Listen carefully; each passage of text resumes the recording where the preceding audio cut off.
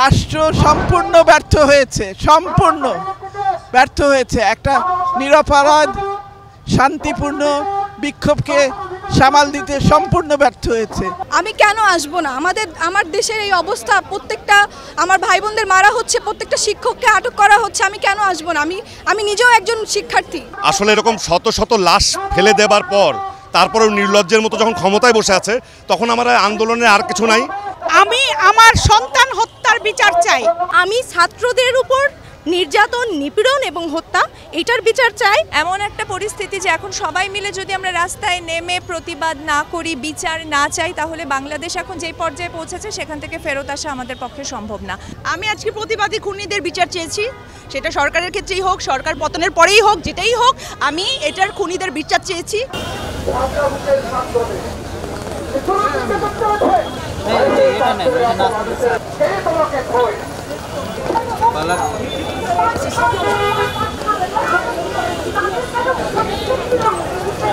আমাদের এই সরকার, এই জালিম সরকারের পতন না হওয়া পর্যন্ত আমাদের রাজপথে থাকতে হবে, আমাদের সত্য বলতে হবে।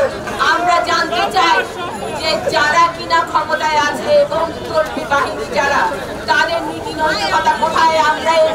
আমরা এর জবাব চাই। আমরা প্রত্যেক প্রধানমন্ত্রী থেকে জবাব চাই। আমরা জানতে চাই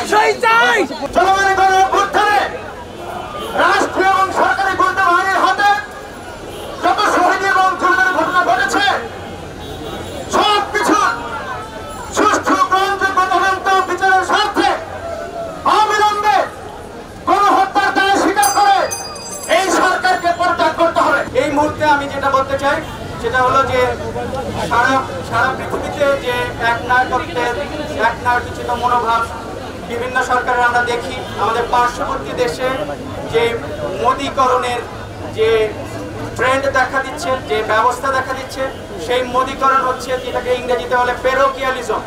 এই পেরোকিয়ালিজমকে আমরা যদি বলি মোদীকরণ, আমরা এই বাংলাদেশের মোদীকরণের সমাপ্তি চাই। কোন অবস্থাতে শিল্পে, সাহিত্যে, রাজনীতিতে, সাংবাদিকতায় মোদীকরণ বন্ধ হোক।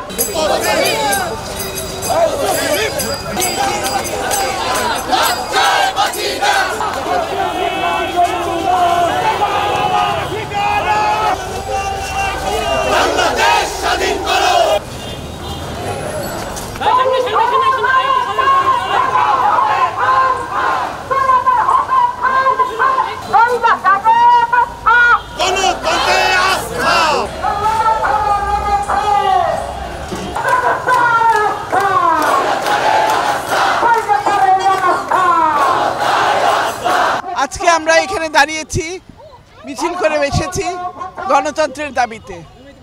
সত্যিকার অর্থে গণতন্ত্র, যেখানে বাক স্বাধীনতা থাকবে, যেখানে প্রতিবাদ করার স্বাধীনতা থাকবে, যেখানে প্রতিবাদ করলে গুলি করে মারা হবে না, যেখানে গুলি করে মারা লোকদেরকে অন্যায়ভাবে তাদের বিচার হবে না, এটা চলবে না।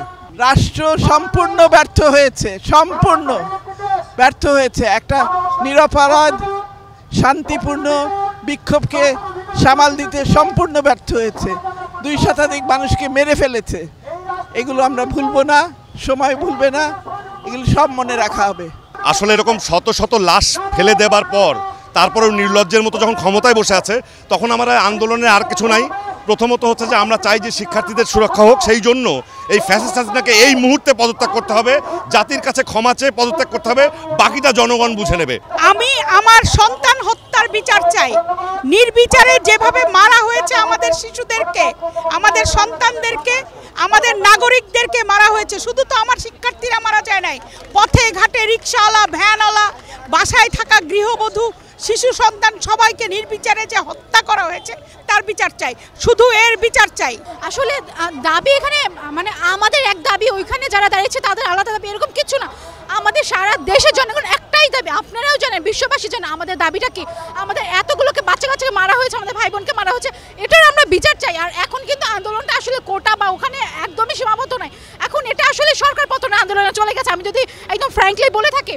কারণ আমাদের এটা তো নির্বাচিত সরকার না, তবুও যদি বলি যে আমাদের দায়িত্ব নিয়ে যে বসে আছে দেশে অভিভাবক হিসেবে, সে আমাদের ট্যাক্সের টাকা আমাদের বাচ্চা কাচ্চাকে একবারে নির্বিচারে গুলি করে মেরে ফেলছে, তাহলে আমাদের দাবি কি হতে পারে? আমাদের শিক্ষা প্রতিষ্ঠান বন্ধ রেখে যখন তখন মাথার উপর হেলিকপ্টার ঘুরছে, হেলিকপ্টার থেকে একদম গুলি করছে। আমরা দেখেছি যে একটা ঘরের মধ্যে থেকে একটা মা মারা গেছে বাচ্চাকে ঘুম পাড়িয়ে রেখে। তো এটা তো হইতে পারে না। আমাদের একেবারে মানে হাতে কিচ্ছু নেই, এমন বাচ্চারা দাঁড়িয়ে আছে। আমাদের সাইদ মুগ্ধ সবাইকে পানি দিয়ে বেড়াচ্ছে, সেসব বাচ্চাকে মেরে ফেলছে। তাহলে আমাদের দাবি কি হতে পারে ভাই আজকে বলেন? আমি কেন আসবো না? আমার দেশের এই অবস্থা, প্রত্যেকটা আমার ভাই বোনদের মারা হচ্ছে, প্রত্যেকটা শিক্ষককে আটক করা হচ্ছে। আমি কেন আসবো না? আমি নিজেও একজন শিক্ষার্থী, আমি নিজে একজন ক্ষুদ্র আর্টিস্ট এবং শিক্ষার্থী। এইসব অন্যায় মেনে নেওয়া তো সম্ভব না, তাই আমি এখানে দাঁড়িয়েছি। আমার দাবি একটাই, আমি সরকারি পদত্যাগ চাই। আমি একটু লেখালেখি করি, পাশাপাশি আমি একজন শিক্ষক। আমি ছাত্রদের উপর নির্যাতন, নিপীড়ন এবং হত্যা এটার বিচার চাই। আমি যেহেতু লিখি, আমার কলম কথা বলে।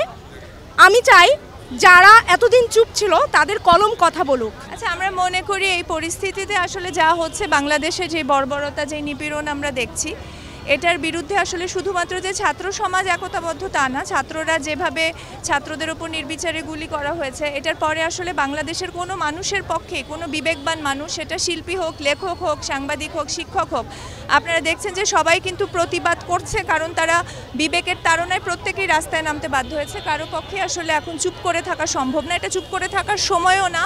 এমন একটা পরিস্থিতি যে এখন সবাই মিলে যদি আমরা রাস্তায় নেমে প্রতিবাদ না করি, বিচার না চাই, তাহলে বাংলাদেশ এখন যে পর্যায়ে পৌঁছেছে সেখান থেকে ফেরত আসা আমাদের পক্ষে সম্ভব না। আমি আজকে প্রতিবাদী খুনিদের বিচার চেয়েছি, সেটা সরকারের ক্ষেত্রেই হোক, সরকার পতনের পরেই হোক, যেটাই হোক, আমি এটার খুনিদের বিচার চেয়েছি। এবং আমার এত ইনোসেন্ট মেধাবী ছাত্রদের আমি বিচার চেয়েছি।